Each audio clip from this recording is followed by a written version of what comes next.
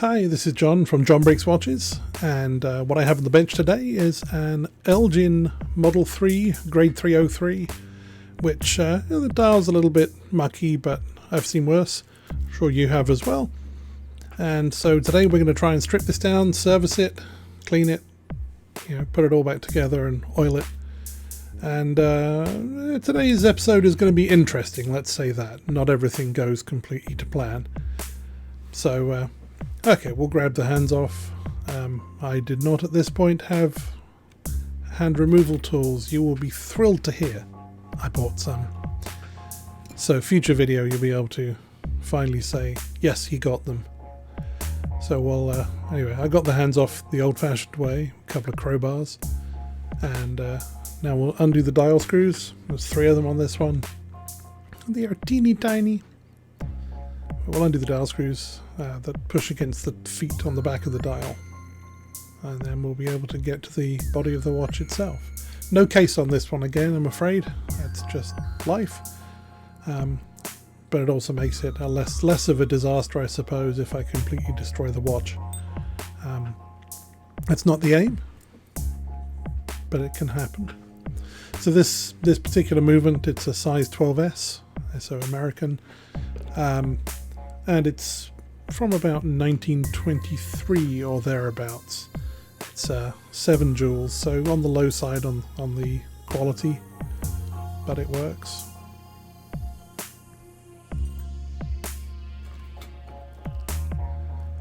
I will say I've tried to edit this down a little bit more aggressively than usual, just to try and spare you sitting through me fiddling with screws too much. There goes the cannon pinion, with the Presto tool doing great service again.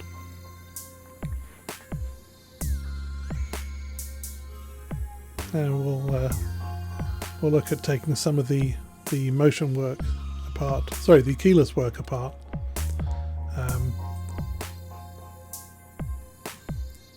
Screw flicked out, and thankfully that spring is not very powerful, so there's not a lot to be concerned about there. Which is something I can say because it didn't throw itself all over the room, which is more than could be said for some of the other parts as I worked on this watch.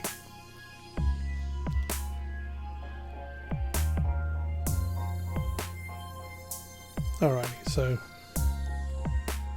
now we'll go in and take out the screw that's holding in the yoke. This is an American pocket watch, so it has, I believe, what's called a negative set keyless work. So basically, whereas most watches you have the stem in place and then you pull it out to set the hands, and that's what triggers the yoke. These are the other way around. The default position for the stem is to be pushing in and putting pressure on a bit of metal inside that engages the winding gears, and then when you want to set the time you pull out the stem, and that actually releases pressure on that piece of metal. So it's kind of the opposite to the way normal watches work, but that was the advantage for the American watches, was that basically that system meant you could use any case you wanted, which is kind of nice. Buy your movement and then buy a fancy case to go with it. So we'll take off the balance complete. The balance wheel was rotating rather freely and was looking in pretty good shape. I'm mentioning this now because that's some foreshadowing for later.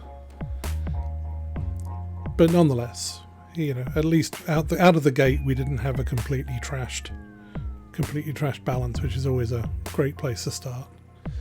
And so currently taking off the pallet cock, I guess, and then the pallet fork is underneath that. We'll snag that,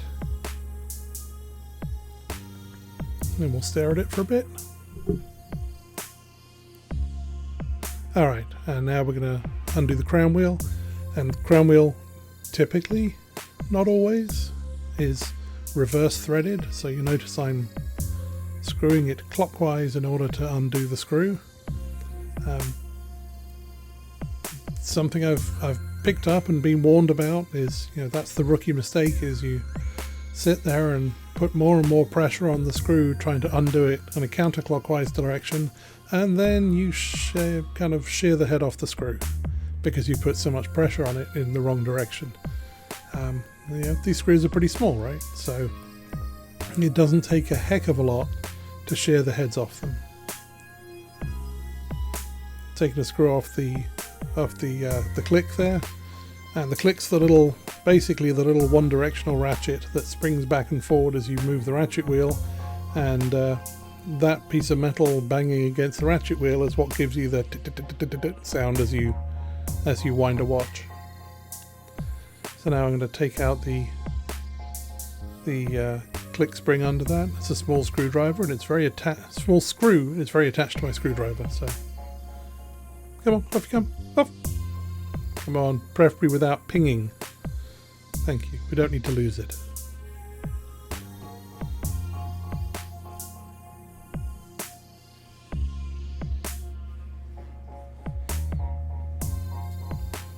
Alright, let's get that little spring out. It's just a little circular spring under that. And now we'll undo the screw on the ratchet wheel.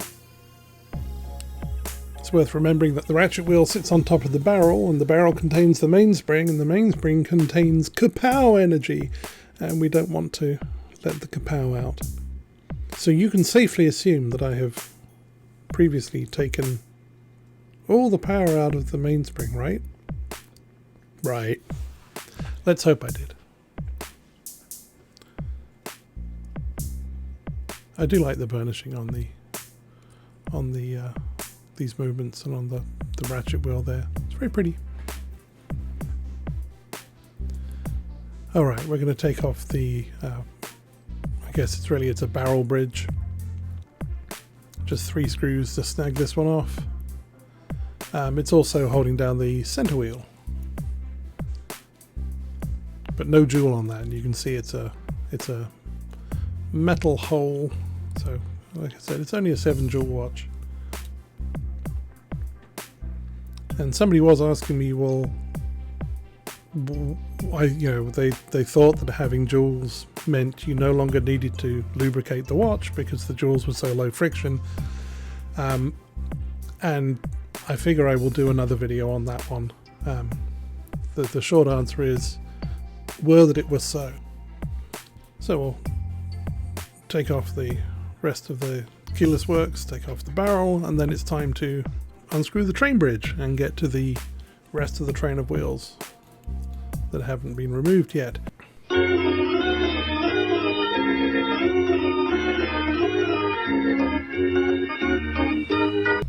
Yeah, let's pretend I didn't lose a whole bunch of footage, including the rest of the movement teardown.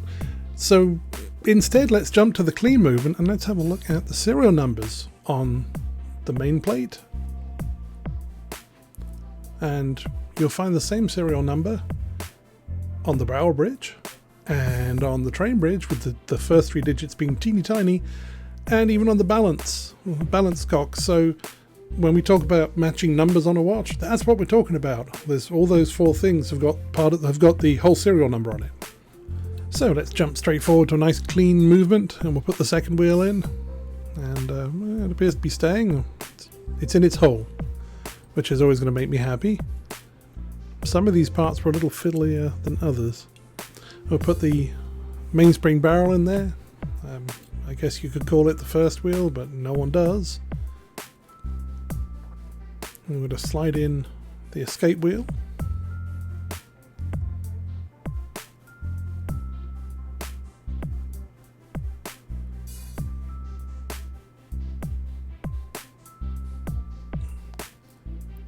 And then we'll get the center wheel. All going good so far, right? Yeah. Look at that. That looks like a train of wheels. Of course, whether or not I should have put the center wheel in yet is another question. It's probably a little bit premature, but you know, these are the things that we're learning with time. So I need to put in some of the keyless work from this side. because it gets locked underneath the barrel bridge. So if I don't put it in when the barrel bridge goes on, I'm going to have to take the barrel bridge off and put this stuff on. Ask me how I know. Go on, ask me. Alright, so this is like dueling tweezers here. But we'll get there. Alright, I think that's put together, so let's slip that in. And a couple of the pieces that we missed from the teardown will go in on this side. So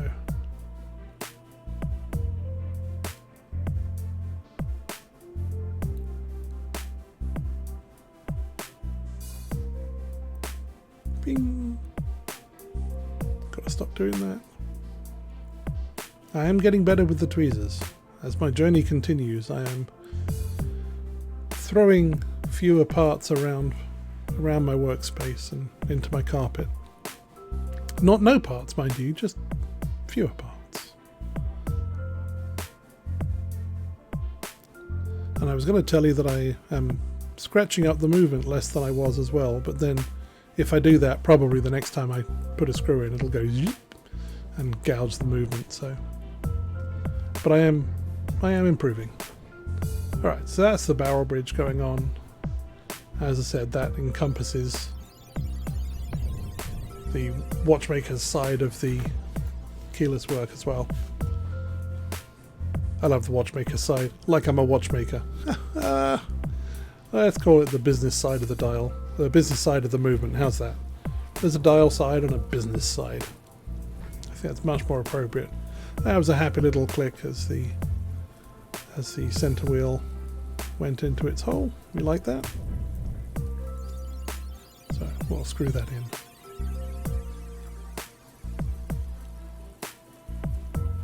You know, while you're bored, this is a great time to subscribe if you're not already subscribed, because that would encourage me in my journey. And, you know, surely you'd want to do that. Of course, it may also encourage me making more videos and hurting more watches, so that might not necessarily be the best thing, but work with me here. I appreciate you, either way. If you spend the time to watch these videos, I know they take a lot of time out of your day, so thank you for taking the time. And let me know what I can do better, other than everything. Alright, ratchet wheel going in.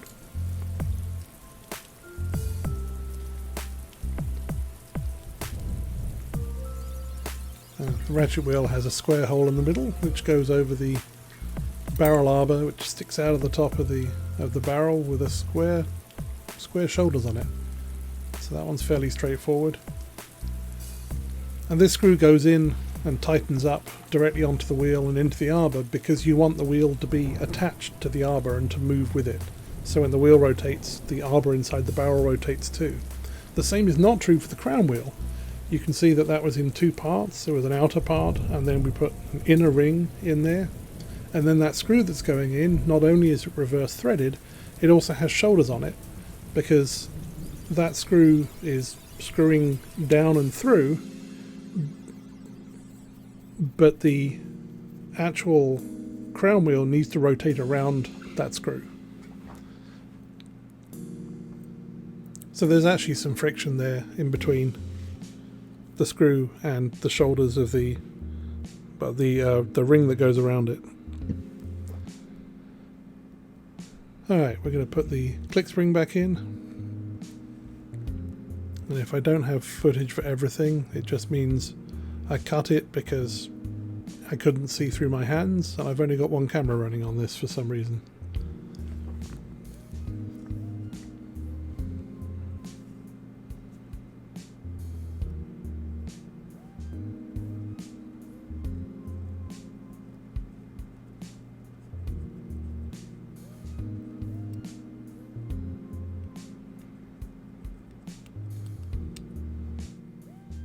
Look at this, 15 minutes in and it's halfway rebuilt. Isn't that great? This one's just going to go awesome, I can tell. It's going to go smoothly all the way to the end. Alright, I'm going to try and put the click on. I'm going to fiddle. Arguably, might not be the best thing to put the click on second, but it works and it's in. So we'll put the screw in and hold that in place.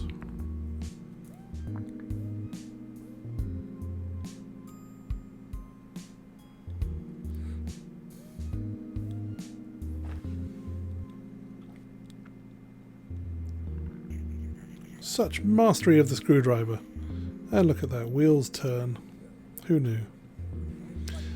Alright. Run through and put the train together at high speed. Yep, yep, yep, yep, doop, doop, doo. Yep. And goes the pallet fork and the pallet cock.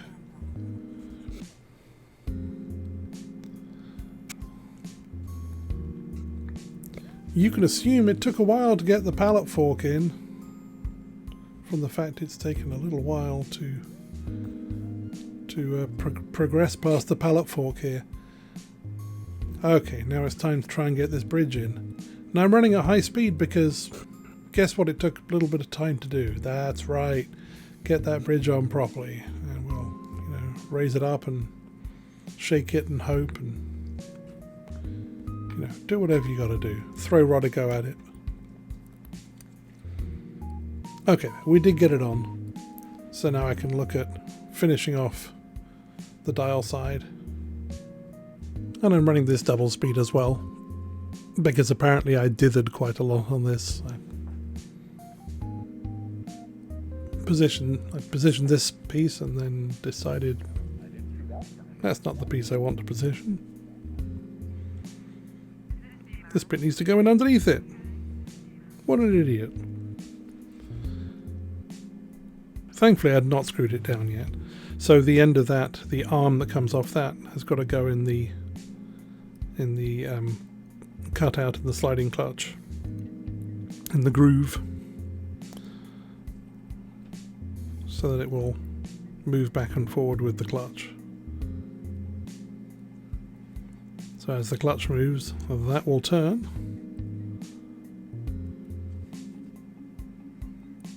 So much fiddling. Alright, let's screw that down as well. Another shouldered screw. Hooray! Let's put it inside the movement. Shaky, shaky. That never causes problems. Shaking the movement. Guarantee win every time.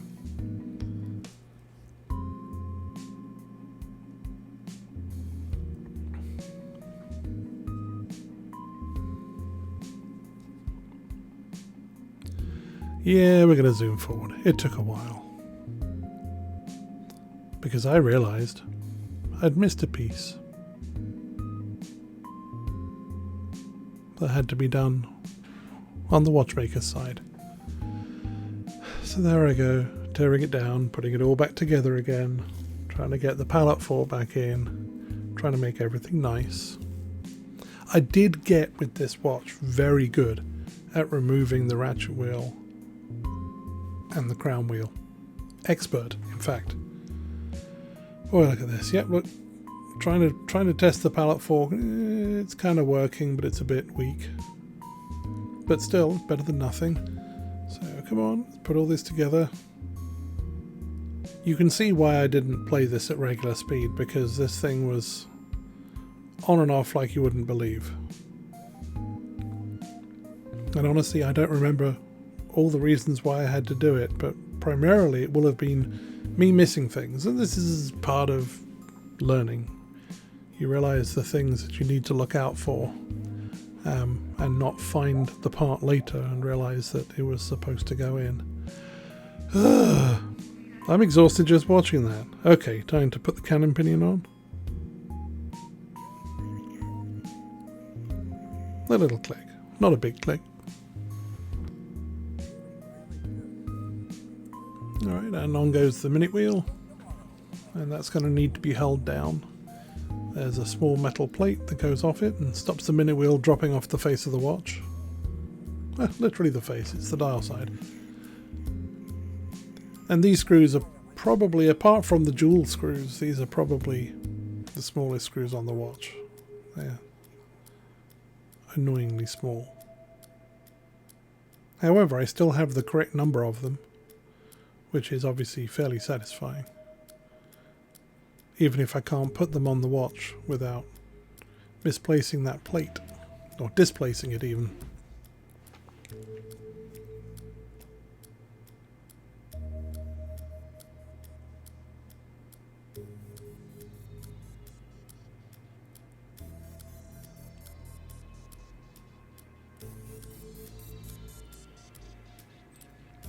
Makes me think sometimes, maybe the minute wheel is overrated and we should just put an hour hand on the watches, and then we've got less to do, right?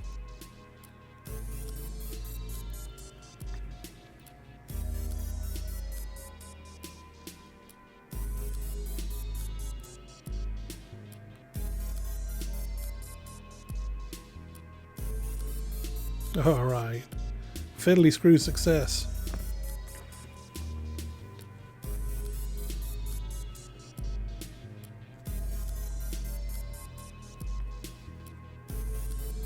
Top quality lubrication there. Let's squirt it with oil. Alright, and on goes the hour wheel. So we're looking pretty good right now. We don't have the hands on yet, but it's time to put the balance on.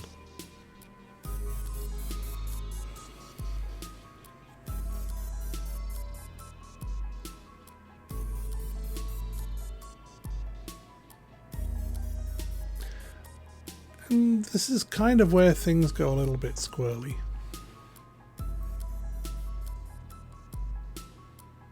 I have a love-hate relationship with the balance. I love it when it works, and I hate it when it doesn't.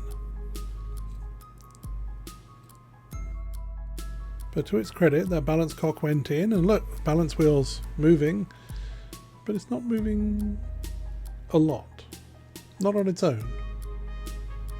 In fact, it's moving suspiciously freely.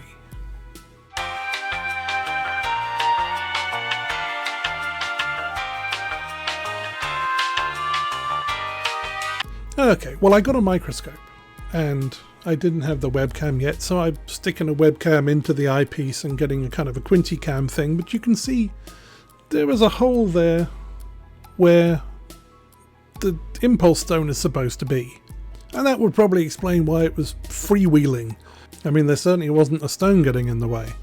So that means we go off to eBay and we find ourselves an emergency donor movement so I can get another balance and rip it out of that one. So with that, we should be able to continue. And here's the balance with an impulse stone. Look at that thing, just where it's supposed to be.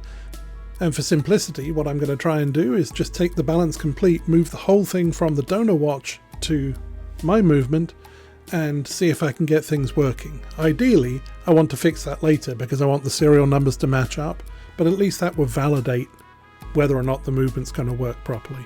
So let's install it in the...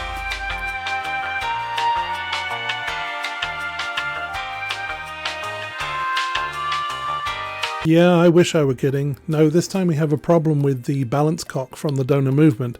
So let's just remind ourselves of what the balance looks like.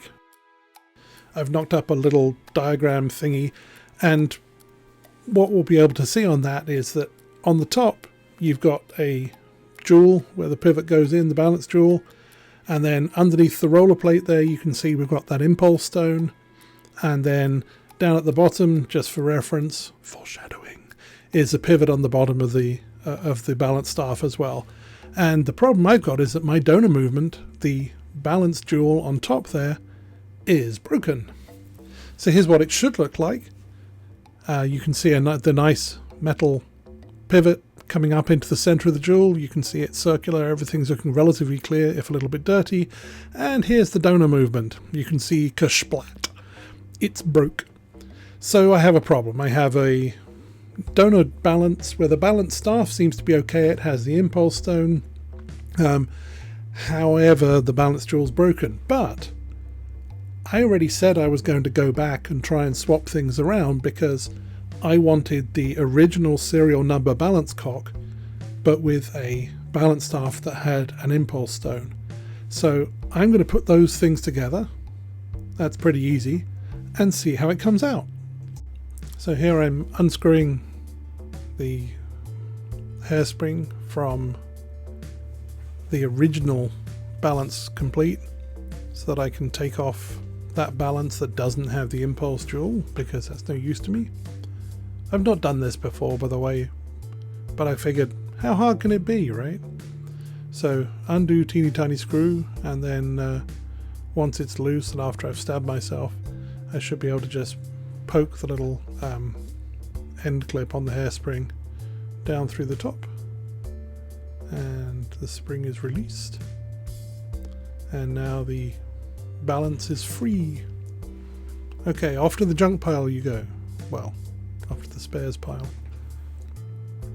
Hairsprings look still good, so that's something. The rest of the balance looks fine, it's just the impulse stone. Alright, now we'll take the balance that I got from the donor movement, and I'm going to do the exact same thing.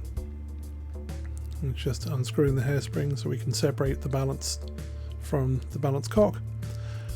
One pro tip, well, one rookie tip. If you're working with Rodico, which is not the right tool for this, but it's what I've got, but if you're working with Rodico, keep it away from the hairspring. Little bits of Rodico stick to hairsprings when you try and involve Rodico with a hairspring. It is not pretty, and it doesn't come off very well. You get tiny flakes of Rodico attached to the hairspring. It's very annoying. Lesson learned, did it once, never do it again. Apparently Rodico does not fix everything. It causes some problems of its own. So from my mistakes to your knowledge banks, if you needed it, I'll share, don't do that. In this case I'm not so worried, because really what's touching the Rodico is the balance cock and the underside of the balance wheel. The hairspring is actually up from the Rodico. Otherwise I would be a little bit more twitchy. Look at that, all of that just to undo a screw, right? But still, that's twice I've removed a hairspring. Or at least released the hairspring from the balance cock. So the balance cock with the bad jewel, you can go to the side. We're going to grab the original balance cock, and we're going to hopefully the balance staff will fit. We won't have any problems with the pivots or anything being too small, too big for the holes. And we're going to fit this balance back into the original balance cock, and it's just going to be the exact reverse of what we did, which is taking that little bit of metal on the end of the hairspring, putting it up into the hole in the balance cock, and doing up the spring.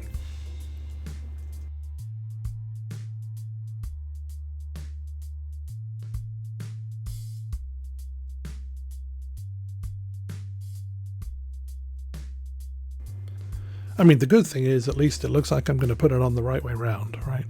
Hairspring towards the balance cock, right? Yeah.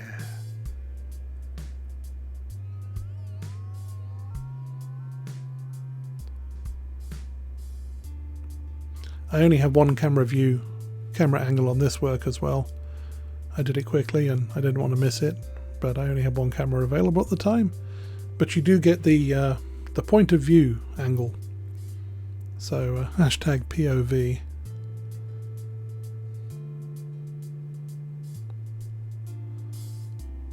And it's not true that every now and again I would smack into the camera. No.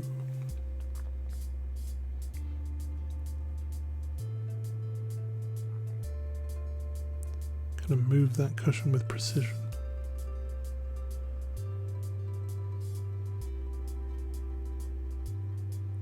So I've got the end in, now I just need to actually do this screw up. You can see I'm trying to be very cautious. I suspect other people would take about 1/10 of this time to do the same job. But I'm taking it as a learning experience, and that's really what this is all about. I was watching somebody else's video recently, and they were commenting that, how is it that when I watch other people's watch videos, the pivots go into the bridges first time every time? I got to figure a lot of it's practice and experience, and some of it's some rather neat video editing and trying to spare you the pain. I did enjoy seeing Marshall on Wristwatch Revival at one point, repairing a dollar pocket watch and going through the pain of getting those awful bridges on And I share that pain. I've been through it. It's terrible. It's really very unpleasant trying to get pretty much every pivot on the entire watch in a single go, as it's I think that one was a full plate or a 3/4 plate, but basically it's everything at the same time, and nothing's nicely done. There's no jewels on them. Took ages. Alright, so microsurgery is going on, and I'm sure that must mean it's done up by now. Which is good, because now we can take the new balance complete made up of my original balance cock with my replacement balance, and I'll be able to put it into my watch and get it working. I bet when the 15-minute mark came you didn't think you'd still be here at 30, did you? No. And yet, here we both are. Alright, enough screwing, John. Must be done up by now. Yay! Alright, success. Let's put it in the watch and we'll see what happens.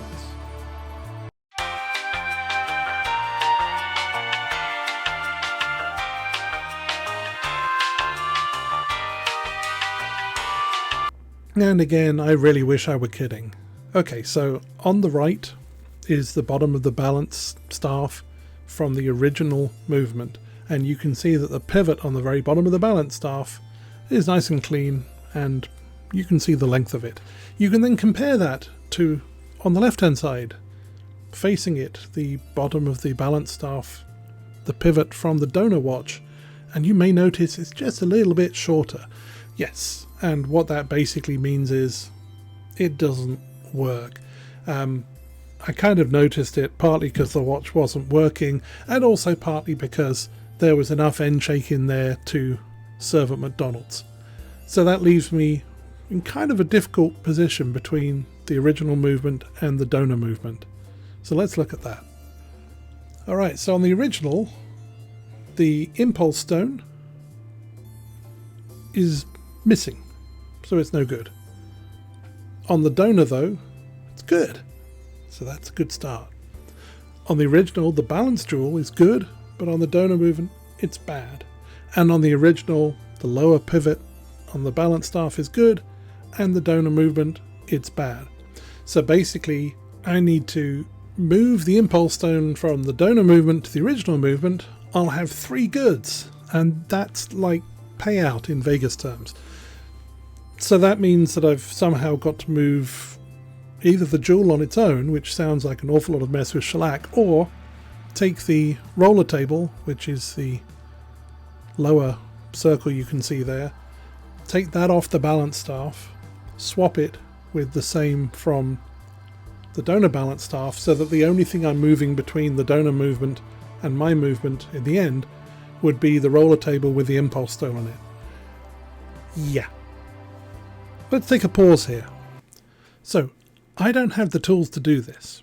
I don't have the roller table removal tool. I don't want to damage it. I don't have the staking set yet, although working on it, which I'd need to reinstall the roller table. So what I'm going to do is I'm going to end this video here and leave you with a cliffhanger, which is, will I get the tools? And if so, will I manage to transfer the roller table from the donor movement to the original movement and get the watch working? I'm optimistic, but we're going to have to come back to this one, and I'm so sorry to disappoint you again. So if you want to hang around and make sure you don't miss whenever I catch up on that, hit that subscribe button or something like that, and I gather that's what I'm supposed to tell you to do. Meanwhile, I will see you next time when I try not to break watches. Thanks for watching. Bye.